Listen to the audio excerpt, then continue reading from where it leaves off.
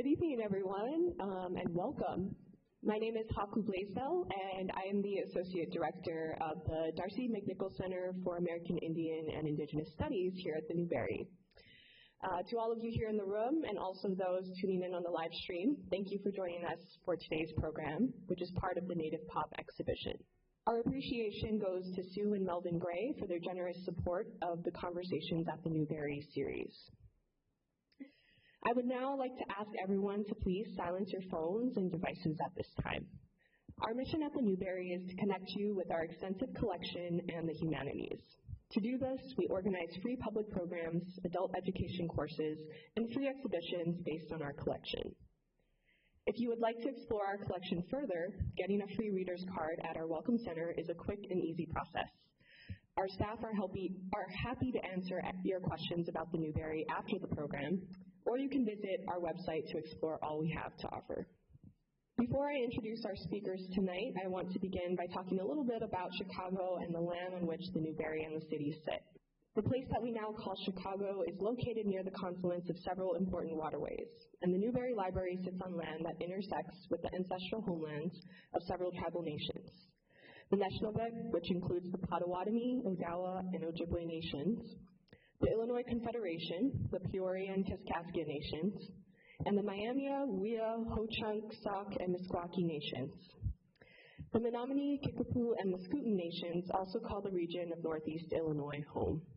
Indigenous people continue to live in this area and celebrate their traditional teachings and lifeways. Today, Chicago is home to one of the largest urban Indigenous communities in the United States, and this land remains an important place for Indigenous peoples. As a Chicago institution, it is the Newbery's responsibility to acknowledge this historical context and build reciprocal relationships with the tribal nations on whose lands we are situated. Our exhibition galleries will be open after the program, so please feel free to stop in before you leave. The two current exhibitions are Native Pop and Making an Impression, Immigrant Printing in Chicago. Programs like this one are free and open to the public thanks to the generosity of our community of donors. To support our work, please consider making a gift to the Newbery. After the discussion, Darcie and Joshua will be in the lobby signing copies of their books, many of which are available in the Newbery bookshop. And lastly, we will conclude this event with a Q&A. Whether you are here in the room or online, please text your questions to 833-899-3399 at any time during our conversation. The phone number will be on the screen throughout the program. Now, it is my sincere pleasure to introduce our speakers this evening. Darcie Little Badger is a Lipan Apache writer with a PhD in oceanography.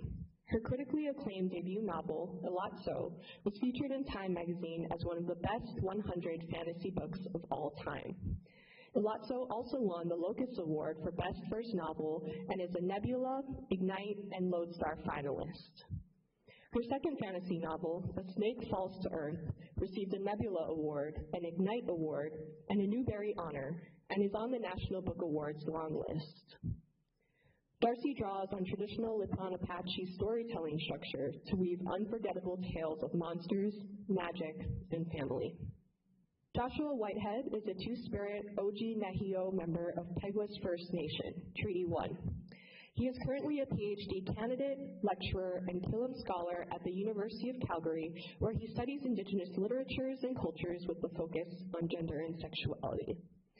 He is the author of Full Metal Indigiqueer, which was shortlisted for the inaugural Indigenous Voices Award, and the Stephen G. Stephenson Award for Poetry. He is also the author of Johnny Appleseed, which was longlisted for the Giller Prize, shortlisted for the Indigenous Voices Award, the Governor General's Literary Award, and the Amazon Canada First Novel Award, the Carol Shields Winnipeg Book Award, and won the Lambda Literary Award for Gay Fiction and the Georges Bunet Award for Fiction. Whitehead recently published Making Love with the Land, which explores the intersections of indigeneity, queerness, and most importantly, mental health through a Nehio lens. Currently, Whitehead is premiering his newly edited anthology, Love After the End, an anthology of two-spirit and indigiqueer speculative fiction. You can find his work published widely in such venues as Prairie Fire, CV2, Event, Arc Poetry Magazine, Fiddlehead, Grain, Canadian Notes and Queries, Write, and read Rising Magazine. Now, please join me in giving a warm welcome to Darcie and Joshua.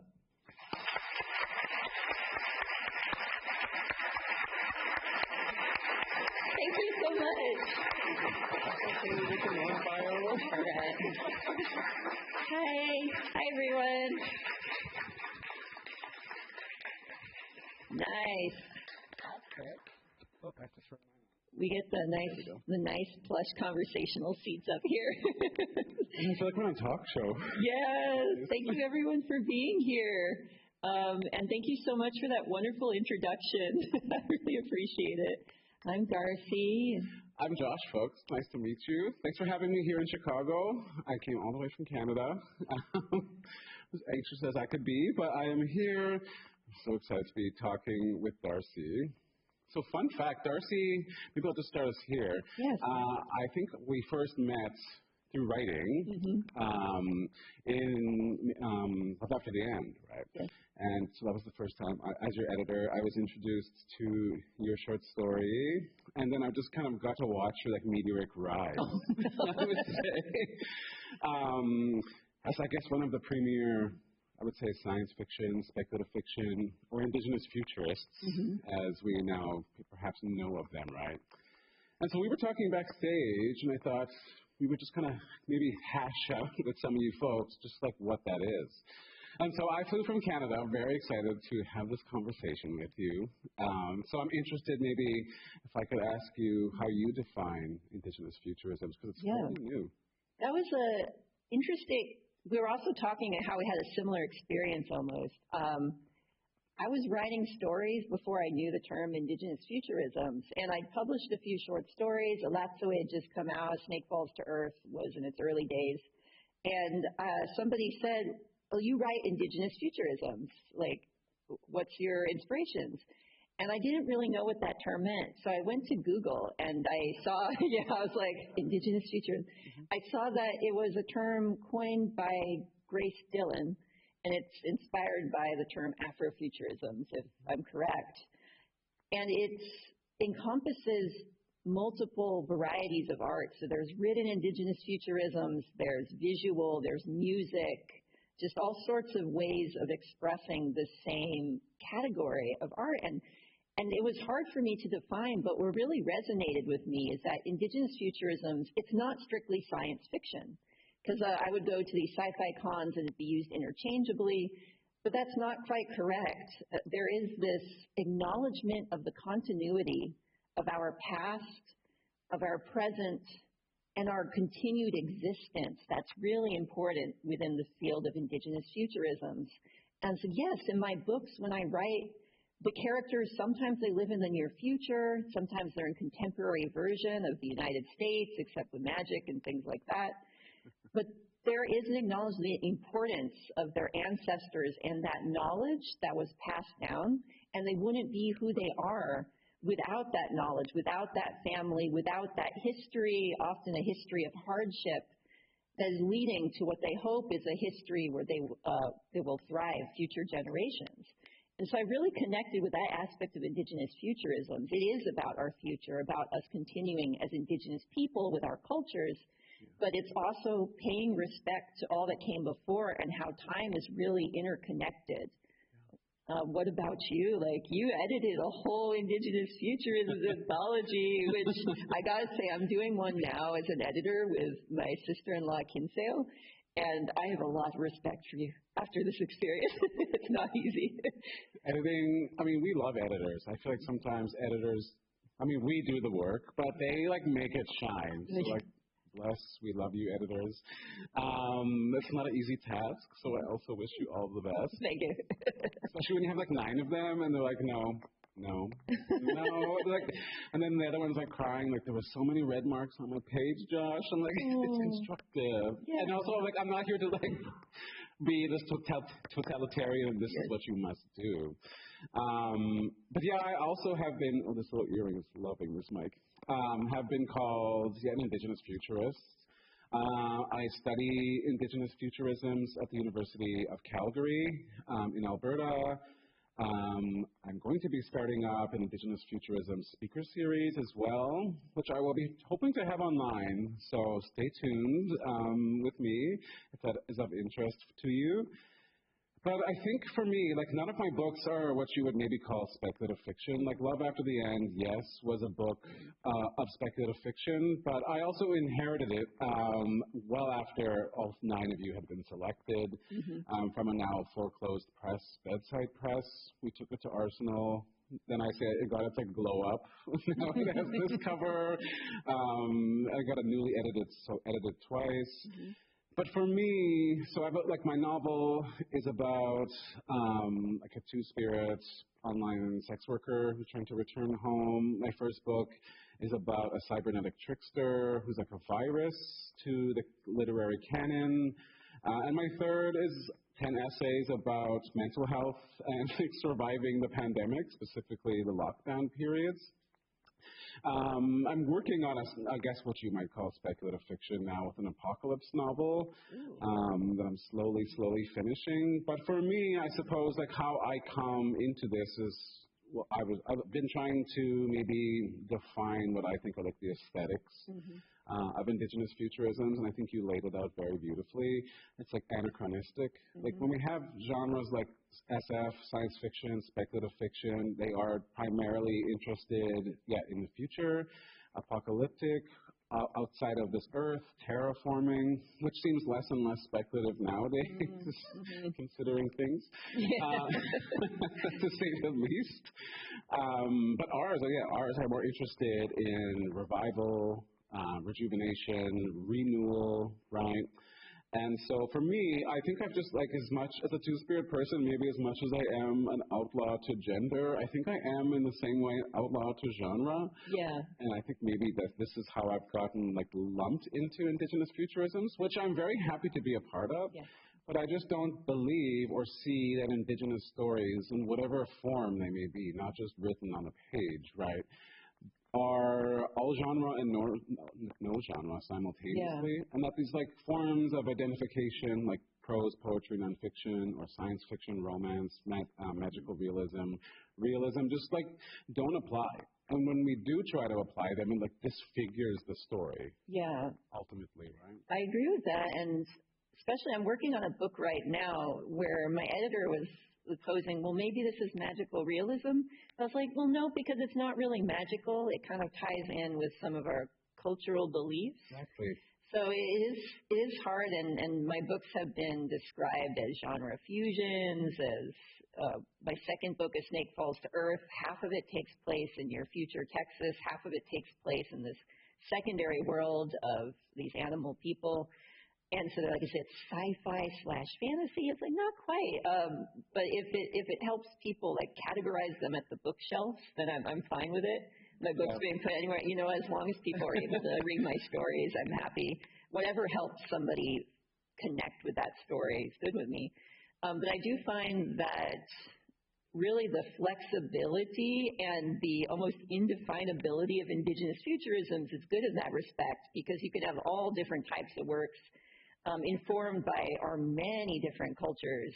Like I'm Lipan Apache, and even within other Apache peoples, we have so many differences in ceremony, in conceptions of the afterlife and what you do in a burial, in history, especially we're a border tribe, so we have a lot of this very complex history with northern Mexico and southern United States and all of that dispossession and how our culture survived these things. It might differ from somebody maybe up in the Northwest who had more of a reservation type experience.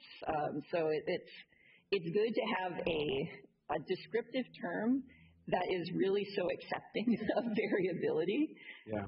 And so I like Indigenous futurisms. That's definitely something that it was almost like the themes I was writing and weaving into my stories. They were there without me consciously saying I'm going to be writing now Indigenous futurisms.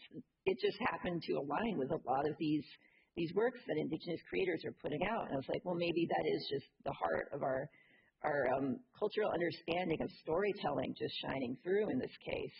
Yeah. Mm-hmm. Yeah, I think of Leanne Simpson. Have you read any of her work? I might She's an Anishinaabe from Canada. Writer, and she has this book, Returning to Ourselves, and she has this term, Biskabiang, which in Anishinaabe is kind of the literal translation, I suppose, in English, but it's very simple when you put it to English, because English is a fairly simple language. So it's like A equals A, B equals B, versus in a lot of indigenous languages, right? When you say the word for tree, like for cree, it means head, and it also means land and river at times, just depending on how you conjugate it. But so she has this term, or this basically this function in which she says, it's very much aligned with Grace Dillon and Grace Dillon's kind of 4 nodes of Indigenous futurisms, but what her basic idea is like that we as Indigenous writers, and her specifically talking about Anishinaabe writers, is that like, we've always been so very interested in the future, like creation stories, even though it's like about creation, it's also like touching or kissing like end and finality at the same time. And so she says like would you like simplified or like in its basic understanding in terms of like Western categorizations of literature and story would call it science fiction, right? Yeah. And then at the same time, I think a lot of, at least in Canada, what I've noticed is so many readers of Indigenous literatures, they kind of put it into like 2 tenors. Either it's like confession for us in the era of truth and reconciliation in Canada. It's like there's like this deep hunger for like the residential school story, right? There's this deep hunger for like the 60s scoop story. There's just this deep hunger from allies and just those interested in Indigenous trauma and Indigenous pain so that they may be moved and transformed and learned, right? And on the other end, there is categorizations of Indigenous literature like magic realism, because there's like anthropomorphism. But in our stories, like those are non-human kin who do have languages, right? Where we have like rocks, at least for us, rocks speak, and rocks have knowledge and memory, right? So again, like, for me, sometimes it just like, it seems dissatisfactory, at least to myself, to, basically how publishers, agents, reviewers, literature writ large here in North America, how it tries to categorize because it's so faulty. And then our very presence kind of shows the faultiness of it, like how elusive it is. And like that, I think, is the hopeful part to me about Indigenous futurisms, is that it's basically like plugging in a literal virus into this entire system that has been crafted and shown how faulty it really, really is. Not just for Indigenous writers. I think Afrofuturism has also done this. And I think maybe even as you've been called like genre bending, genre hybrid, I think like with the rise of things like autofiction right now, biopoetics, like these fusions are just like the natural byproduct of a literary system that has like kind of begun to collapse on itself, right? I have to say, even in terms of language, this is kind of an aside, but my 3rd book, Shenelende, the character lives in 1970s Texas, and Shenelende is her name. She has just been through a period of difficulty. Her home was destroyed in a hurricane. Her father and grandparents passed away from the disease that followed. And it is based on something that happened in South Texas in 1967 with Hurricane Beulah and my family. But a lot of it is about how she, because there's not enough time to really dwell within language, within culture, because they're fighting for survival, she doesn't know how to pronounce her own name. And when I wanted to make that the title, I was told that unfortunately the little accent marks that go in the letters, like there should be a line through the L, there should be like a little line over the E, and that helps pronunciation. And they're like, well, yeah, publishing really isn't set up, like the computer systems really can't handle that type of symbol. And it would just cause a big mess, and nobody would be able to look up your book. So we had to compromise and make like this title that lacked that. And I thought it was very interesting in a story that was all about her trying to regain the authenticity of her own name, that we had to make a compromise on that on the cover. So my publisher was like, okay, inside the cover flap, we could put the real title as like an image, and then you could write a little prologue about this. But I was like, there's still a long way to go in terms of especially as more Native authors weave our language into books. Like I know Andrea Rogers does a lot with the Cherokee language and usually has at the end of her books this little section where she talks about some of the words that are used. It's like as more as that is being woven into our stories, like there has to be some sort of shift that enables the language to be expressed authentically. That's for the future. Indigenous futurism. There, I tied it all back. But yeah, it has been interesting editing this anthology of Indigenous futurisms. It's coming out with Torrey House Press. They're about to release the cover, which is really beautiful. So we have Native writers from across the country contributing their poetry and their stories. And what I find really cool is, even though a lot of them deal with some pretty difficult subjects, there is this thread of hope for the future, or a continuity that weaves through them. And I know in my works, even the dark ones, I always like to end with that hope. And I think part of that is just me, because I acknowledge that if there is no hope, there is no will to fight. And if you don't fight for the future, for enabling the best possible version of the future for other generations, then, that's essentially how people die. Yeah. And so, like, in my stories, I always weave this hope into it. And I was wondering what your thoughts on hope and Indigenous futurisms are, if you see this as a thread through them, or if maybe just this batch of folks that we got for writing are just really inspired by that concept. Yeah, I mean, I think a lot of people have been doing what we would call now Indigenous futurisms before this term was coined, right? But I do, it's like no one put out this one big call, and it's not like, you were in California, and I was in Alberta, Canada, Leanne Simpson was on Ontario, just up north of here, and all these people were in different little nodes, secluded, and we just all started doing it. It's not like it was a big collective call. I think it just has become a natural evolutionary point for our stories, in that we've just grown beyond the confines of genre and form as we know them. And I see them as like borders almost, as much as I see the territory and provincial borders of Canada, where I'm from, right? And the national ones as well. Like for my Treaty 1 exceeds into North Dakota. And so to like be border transgressive in that sense. In the land, I was like, well, how can I do this on the page? And so for me, it was like really starting to question genre, question form, and then question the aesthetics of the page too. Because like in my books, there was like the question of translation. So in Making Love with the Land, I do use Nehiawiwin and Anishinaabemowin, or Cree, and the Ojibwe language. And I also use syllabic, so using the Roman orthography, and then the written components as well. And my editor, bless her heart, they were so good, but they're like, do you want to offer the translations? And I said no. Like the amount of times I've had to translate or Google things, like reading Michel Foucault, I'm like, I didn't understand. I've gone through 3 literary degrees, the amount of research I've had to do to understand these writers and these authors, I felt could be done the same. Like, you do have to do a certain amount of labor to meet a writer on a page. And I think we're at the point, I think we owe a lot of this to BIPOC writers writ large, specifically, I would say, Asian writers, is that like the use of translation. And so I've chosen to forego, I think it's like, for me, a political act on the page, right, to not have unbridled free access to Indigenous stories as we do Indigenous land. And so, Lester Harvey, we were able to do that. I did offer some translations. I didn't want to completely shut out, but I only offered it once, and then after that, you were on your own, right? Okay.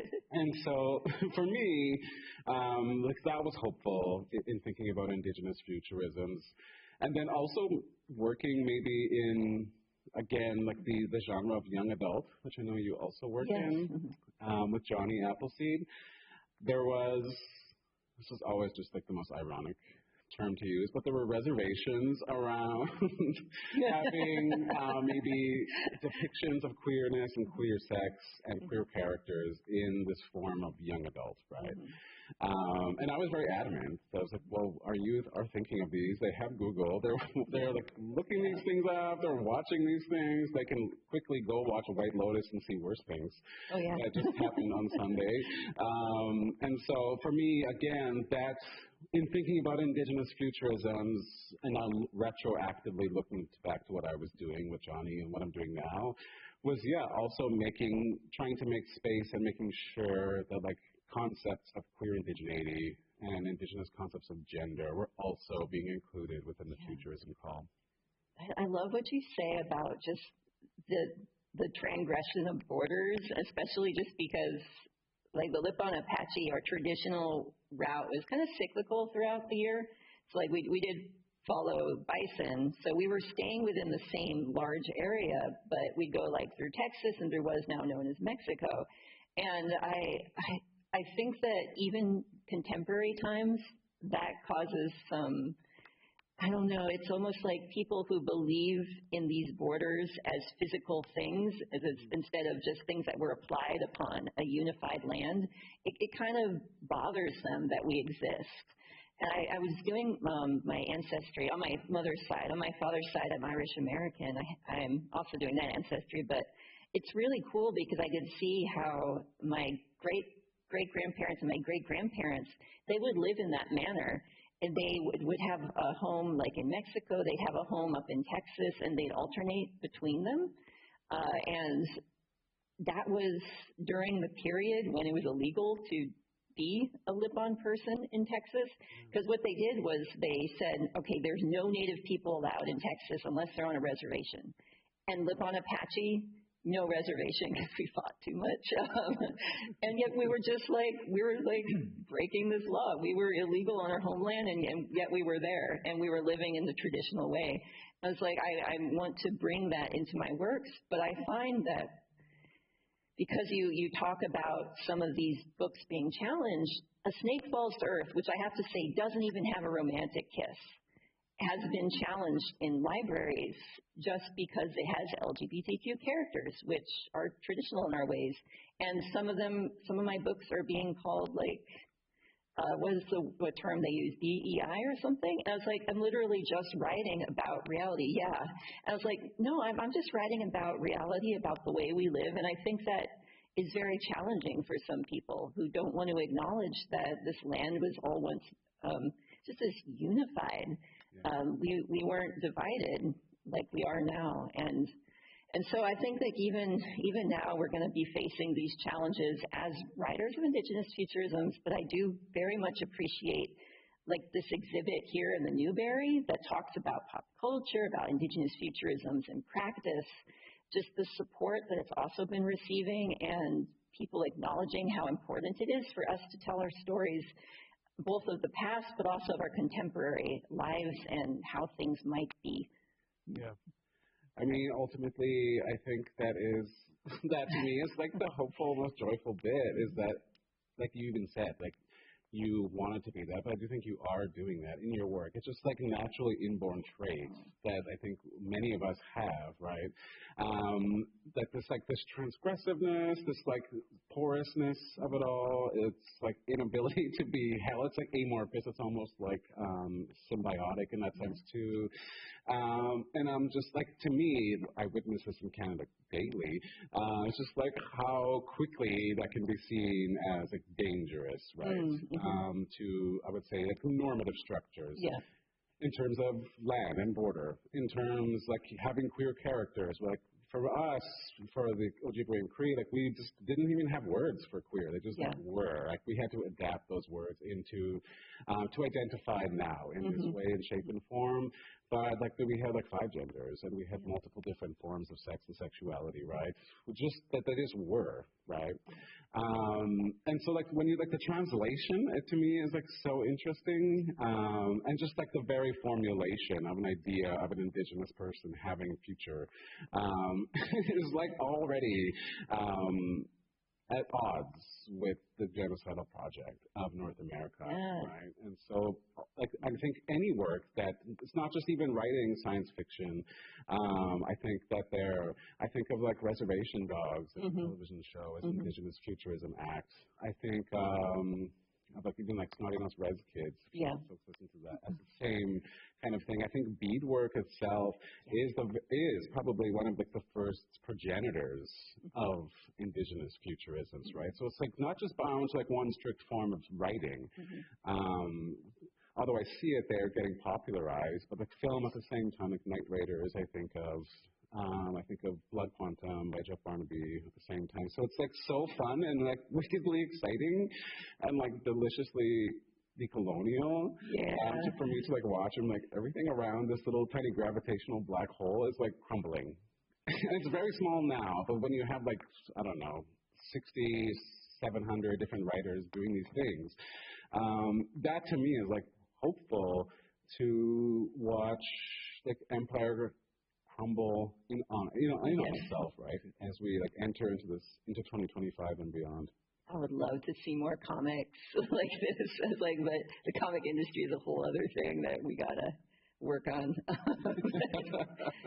yeah, it's let's see how much time. Okay, we got like 6 minutes before Q&A. I was kind of wondering, as you work in this space, do you ever find yourself expanding beyond the written word? Like you were mentioning beadwork and stuff like that. No. I have like this is just like a poor motor skill I have, I suppose. I can sew with a sewing machine. Yes. I used to be a cosplayer for a long time. Oh, what did you cosplay? Of all sorts of things. Okay. Video games. Yeah. I'll show you some photos when we get back. But I just like cannot for the life of me thread a needle. Like just like being so precise just like makes me shake, and then I'm just like I can't do this. So it gets me like so frustrated. So beadwork has not been my forte. My book, Johnny Appleseed, is like very, very, very slowly being adapted into a television series. There you go. And they were like, do you want to be in the writer's room? I was like, absolutely. Yes. Now I regret. Oh, no, yeah. Is it just the way that, because I've done some for Not Quite Narwhal, this kids' TV show, so I kind of know what it's, I did a few episodes, but that's because of my oceanography background. So it's about a unicorn that lives with narwhals in the ocean. But anyway, it's a whole different environment. It's very collaborative, but also the script process and... I'm just like, I'm not here. The cliffhangers, I'm like, no, it's not for me. And it's just like, so I'm not, maybe like people have called my books plotless, which I love a plotless book, and I do think sometimes they are. And I'm just like, I'm not interested. I'm just like, if I was going to fully adapt one of my books, even though specifically the one I'm working on right now, it would be like 6 hours of just like monologue. I wouldn't mind. You know what? And no one wants to watch that, so... I would watch a stage play that was 6 hours of monologue from your real. So right now, it's just writing. I mean, maybe down the line, I'll like adapt a new skill. I can't see it anytime soon. What about yourself? I'm not big into beadwork, but the way I do beadwork is I don't sell it. It's as a gift for someone, or rarely I'll keep it for myself. Like I have a sci-fi beadwork that I wish I'd brought. I was trying to pack light, so I just shoved the first dress that I found in my backpack. But my mom is trying to teach me how to sew. I'm going to the World Science Fiction Convention this year, and I want to make a traditional camp dress, but kind of inspired by the steampunk aesthetic. So we're going to see how that turns out. I don't know. I've never done a sewing project like this. The last thing was home ec in middle school, where I made a dinosaur plushie. So, yeah, it was fun. But yeah, I do find myself finding these outlets in like visual ways, but not as necessarily a profession, just purely because the act of expressing myself in traditional art forms that I learned from my mother, who learned from her mother, and so on back for many generations, but also kind of adapting them to my life and my aesthetics, especially being a fan of science fiction games and reading and stuff has been interesting. But I was like, this is not something I want to monetize or anything. It's something that has this almost sacredness. So I was like, it can be a gift or it can be for me, but I'm not going to be selling it. Not that there's anything wrong with that. It's just me personally. That's just the way I think about it. Wow. Okay, I need to see this medallion again. I've got to find. I think I have a picture somewhere on my phone. I'll show it to you. Okay, I know we're going to ask Q&A in 3 minutes, Yes. but I have a selfish question for you. Oh, yeah. So I love Elatsoe, and I love the work that you've done in Love After the End, and just like I said, following your writing career. Thank you. But I'm curious, I'd love to know, what maybe are 2 or 3 literary influences that have brought you to this space? Because I see Ursula Le Guin, right? Yeah. I was curious of yours.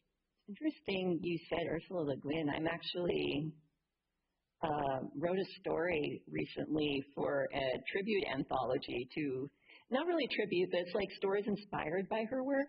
I remember reading a lot of her when I was young, and it's hard to pin down one influence because I was one of those voracious readers who would go to the public library and just anything in the sci-fi, fantasy, horror, And so a lot of my early influences were Animorphs and Goosebumps, and what I find interesting is Redwall has these little animals. Yeah, did you say Redwall? Redwall, yeah. I love Redwall. I was obsessed with badgers because, I'd read the badgers as the badgers in our stories. Mm-hmm. You know how there's almost because in our traditional stories there's a lot of stories that involve animal people. And so as a kid, I would read Redwall and think, oh, this is them, except they're in, England or wherever, France. I don't know where it takes place exactly, but it's into Europe somewhere.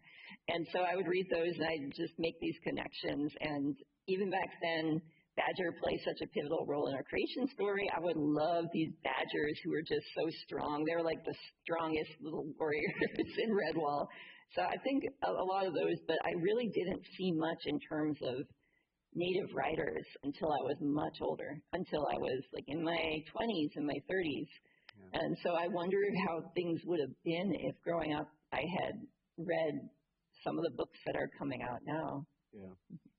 I was also a huge Redwall fan. Oh, that's awesome. It's basically mice as I don't know, Game of Thrones. Yeah. But PG. And also Animorphs, the covers that Animorphs had. They were trippy. Wow. Okay, there was just a throwback. I wasn't expected to go there. But, Le Guin was a big one for me. But I don't think I didn't really encounter any Indigenous writer. So I was the end of my bachelor's degree. But I was very drawn and still am to the beatniks. So Jack Kerouac, Allen Ginsberg. Yeah. Were really big for me, literally tattooed on my body. Wow. Toni Morrison also was huge. I reread Beloved every single year. But I think for me, the first time, I encountered Thompson Highway, who was a Cree writer, also a Manitoban, and also queer, who has this book. He has multiple plays, The Red Sisters being one, Dry Lips, Otagoda Kapus Casing another. But his novel, Kiss of the Fur Queen, was set in downtown Winnipeg, which is where I'm from, and then also just incorporated a lot of Northern Cree epistemologies or their worldviews, specifically around Arctic fox and dog. And so for me, seeing that, reading that was just, I think, very foundational and transformational. And again, at the same time, wish I had encountered that 10 years earlier, even before that, right? Yeah. And where would it be now? Because I think it'd be very different. So I'm excited that we have ours for the kids who are reading now. That excites me. Awesome. And it's time for the questions, the questionings. And I think the way we're doing is there's questions on Zoom, but also questions can be asked from people here. Is that correct? All right. So if anyone has any questions to start us off, otherwise I think we have some on Zoom already. Hi, I'm Will Hansen. I'm on the staff at the Newberry here. I'm Vice President for Collections and Library Services, and I am your moderator for the Q&A portion. So let's start with a question that goes back to the issue of Indigenous futurisms, the term. Question is, Afrofuturism is singular. You both use Indigenous futurisms, plural. Why the S? Do you want to start, or shall I? I mean, I think I'm also trying to mute this, so I don't keep banging this mic with my earring. I picked the wrong ear today.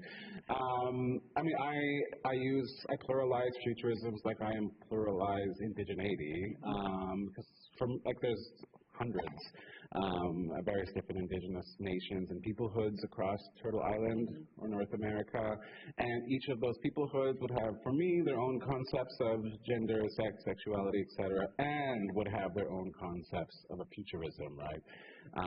So like, you're talking about like Lipan futurisms, I'm talking OG Cree futurisms. If we had other here, like those futurisms are all distinct and different.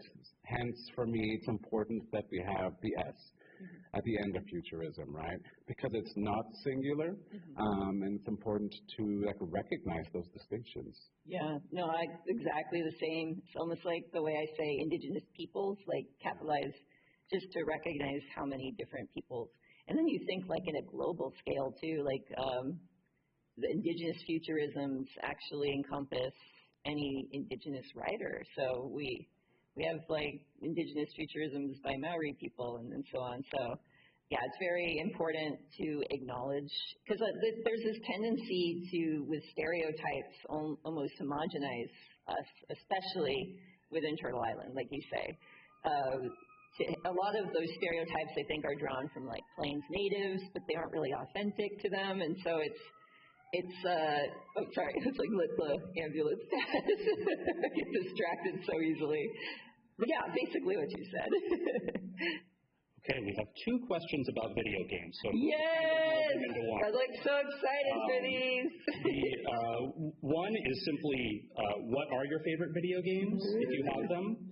The other question is more thinking about genre bending or expanding out of genre. Do you think Indigenous futurism can be expressed through video games? So take them in whichever order you like. Yeah, okay, so I do Twitch streaming on Sundays and sometimes Fridays and Thursdays when I have time. Obviously not this week because I'm traveling.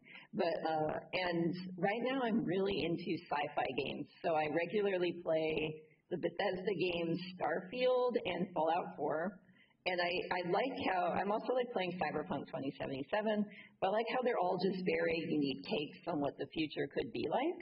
But with Starfield, it came out with a little bit of people being like not into it, but what I really love is just how relaxing it is. You're traveling through space and you're encountering different planets that are based on these photographs that are really taken of our solar system and beyond. But yeah, I'd say, what do they call, like Dragon Age, the type of game where there's fighting involved, but also there's an RPG element, so it's a storytelling as well. I like where you have different choices that you have to make, and your choices affect the outcome of the game, which in Starfield, I made a choice, and it broke my heart, but sometimes that happens, and I love it when art can do that. And yeah, definitely Indigenous futurisms can be a video game. I haven't, there's 3 in the museum up here. I haven't had a chance to play them, but I personally have never encountered one. So I have helped teach and taught Never Alone, which is an Inuit game where it's kind of like, it's, I guess, a side scroller almost, where you're playing Inuit child with a fox spirit, and you have to like basses like bosses and like challenges and puzzles that you have to do, but ultimately the antagonist is no antagonist, but you're just like learning alongside this child character, and their epistemological kin, or like this non-human fox that also is animate, can speak and help, right, of how to survive in the north.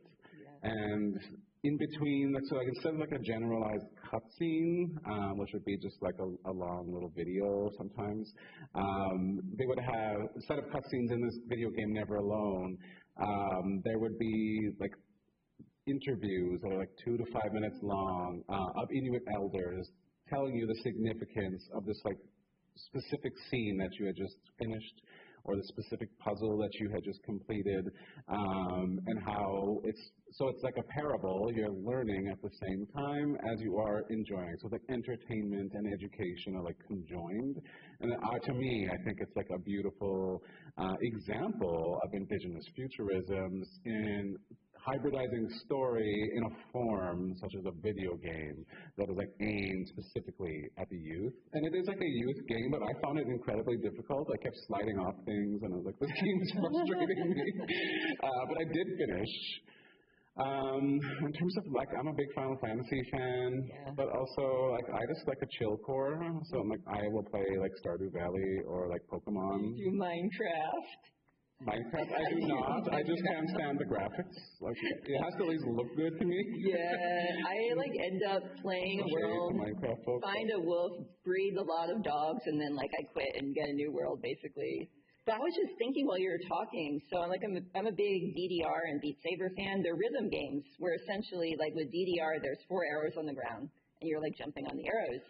And I used to be a powwow dancer, a jingle dancer, and I find that when I play especially DDR, not so much Beat Saber, which is virtual reality, but I tend to dance like I did during powwows. I was like, how cool would it be to incorporate native music into rhythm games in such a manner? I know that there's a lot of like bootleg DDRs where people put their own music to it and they design the arrows to go with the beats. I was like, I want to see more of that. I would dance to so many of the native musicians who are outputting their work. I mean, it would be amazing. Wow, powwow in dance band. Yeah, it makes it hard when it gets like faster because you're basically jumping, and a lot of the people like do the little thing with their feet where they're sliding across. And it's like, no, I have to be jumping. It has to be a dance. Like, so really. patent pending. Yes. Just kidding. Okay, big meaty questions coming in here. Oh, okay. With the depth of Indigenous cultures and communities being shaped by the land, from the Pleistocene to the present, does such a deep and known past, known through stories of place or origin stories, does this deep past inform your conceptions of Indigenous futurisms? I mean, I would say yes. So for me, both of my parents are survivors of and children of survivors of residential schools, which was the forced removal of Indigenous children in Canada into white foster families, which were often abusive, physically, emotionally, sexually, etc. And so are many people in my family, and so there is quite a bit of like successful ethnocide or cultural genocide that has happened. And so for myself, I am the first in both sides of my family to finish post-secondary, to work in a post-secondary institution, to become a published author, to be doing things like these. And so for a lot of my, I guess, cultural revitalization is autodidactic, more meaning like I am teaching myself linguistics, language. I'm still tell like things like hunting, trapping, fishing, how to do this or that, right? But a lot of these stories kind of died when like my great-grandmother passed when I was a kid, right? So these worldviews, or these epistemologies, the fancy word that we have for it, basically like fizzled. And so I do find that the act of storying and writing for me has been like almost like a form of excavation, not for the sake of this page or not for the sake of publication or literary merit or whatever, but actually just for the self. So like making love with the land specifically, and this one I'm working on now, this apocalypse fiction, have just required such extensive land-based research. Like sensorially based, so like what does it feel like in winter? What does it smell like? What does it feel like? What does it taste like? To like fundamentally and like wholly, as much as I can, know the very land that I'm writing, because it is more than just setting, like it is probably the primary character in both Making Love with the Land and this new one that I'm working on. So much so that I would say that the very act of writing probably has been the salve or the the technique I've learned to like wrench myself out of the maw of colonization, really. So it's freeing in that way. Even just beyond this idea, like aligning myself with Indigenous futurisms, like storying itself has been, this kind of liberatory thing for me. Yeah, the connection between homeland and my stories is like very obvious when you realize that all of my books, the vast majority of my short stories, comics, take place in Texas. And it's the way I think about it is it's the setting of where so many of my family stories take place, but also traditional stories. And I almost wonder if growing up, not just living this environment, but being told stories in such a vivid way that they almost feel like memories of my own, like the way that my family did survive that flood and tuberculosis, and the way my great-great-grandfather, his parents were massacred, and he ended up going to a Texas ranch and, taking on the name De Leon. And so it almost feels like I've lived in many generations in the same place. And what's really wild is that, so I tend to think like the Lipan Apache moved south a few hundred years ago. But what I don't realize is that they were like intermingling with the indigenous peoples in the Texas area until there was this body, 750 years old, of an elder, probably woman, not certain, but who was buried in an arroyo in near Presidio County, South Texas, near the border. Like you can see the lights, the Ojinaga, from this area.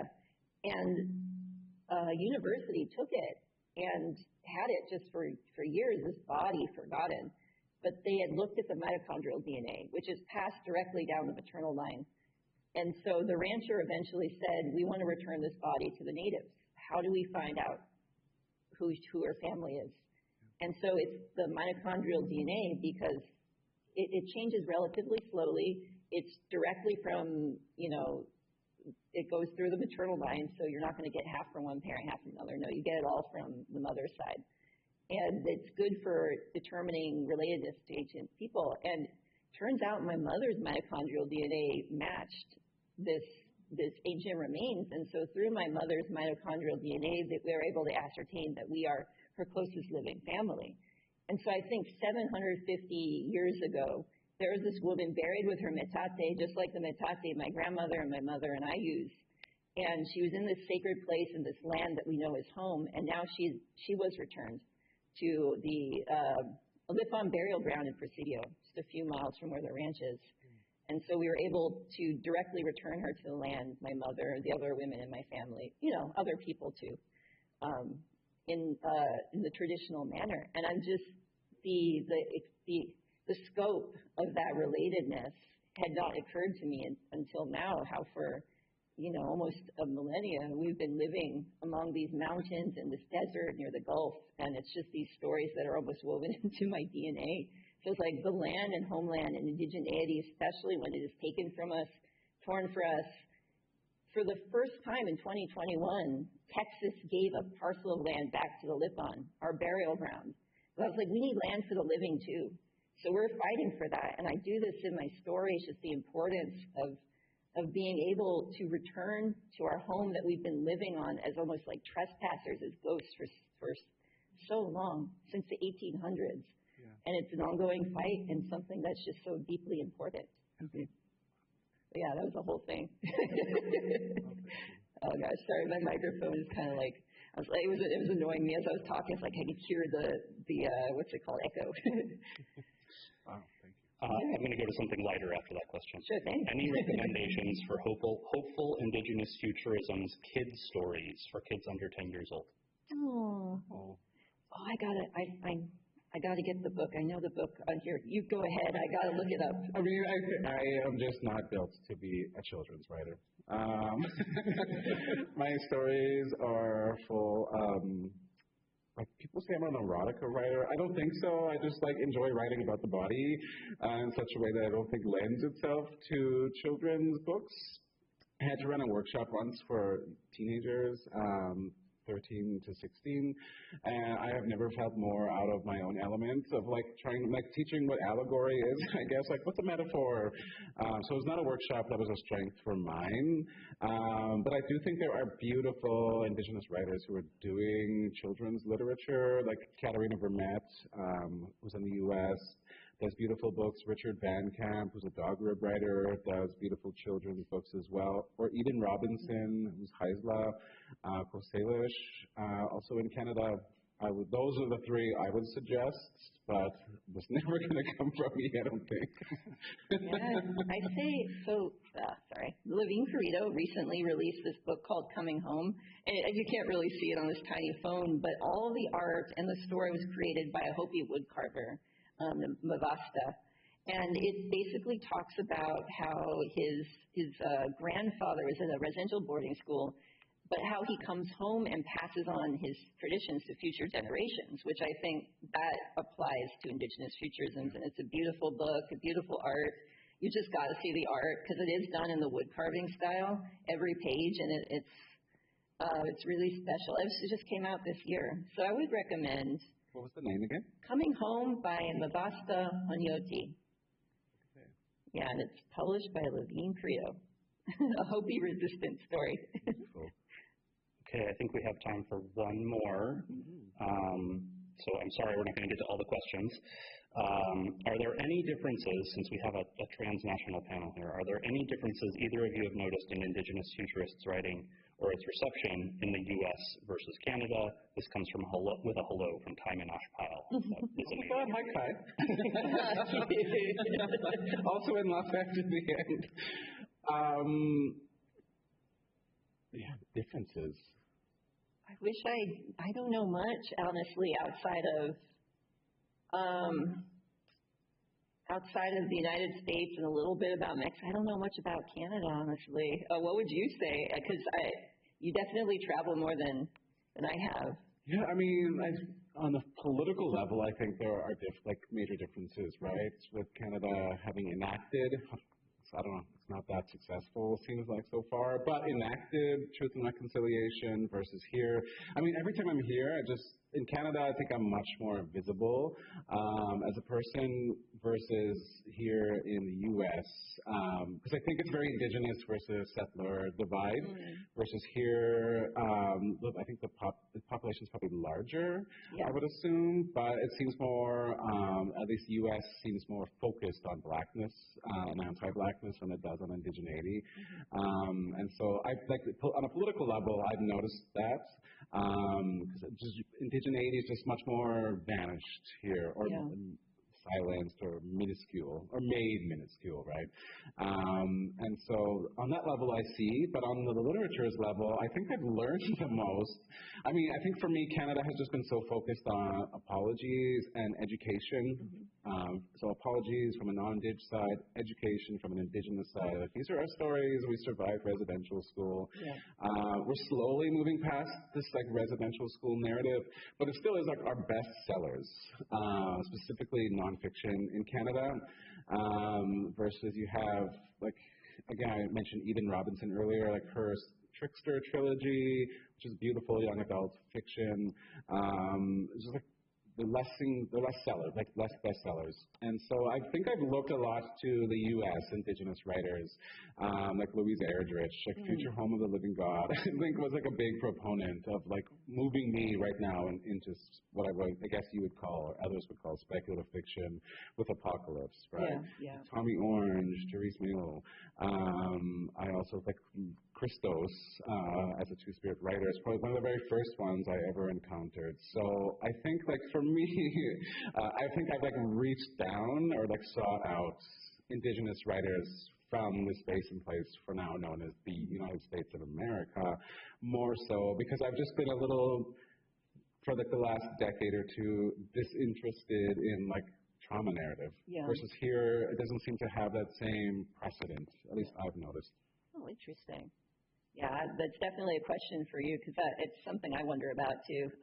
I am eventually going to go to CanCon in Canada someday and let's see more. Come say hi. Yeah. Okay, it's time for book signing, so please join me in thanking Darcie. Thank you, everybody. I really appreciate it. Thank